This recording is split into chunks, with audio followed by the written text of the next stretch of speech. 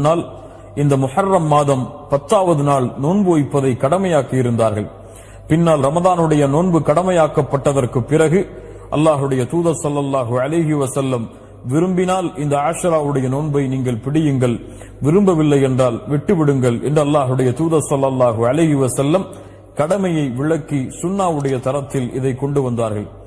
அல்லாஹுடைய தூதர் ஸல்லல்லாஹு அலைஹி வஸல்லம் சொன்னார்கள், யார் ஒருவர் முஹர்ரம் மாதத்துடைய இந்த 10வது நாள் நோன்பு வைக்கிறாரோ அவருடைய முன்னால் இருக்கக்கூடிய ஒரு வருடத்தின் பாவத்தை அல்லாஹ் ரப்புல் ஆலமீன் மன்னித்து விடுகிறான். அல்லாஹு அக்பர் என்று அல்லாஹுடைய தூதர் முஹம்மது ரசூலுல்லாஹ் ஸல்லல்லாஹு அலைஹி வஸல்லம் சொன்னார்கள்.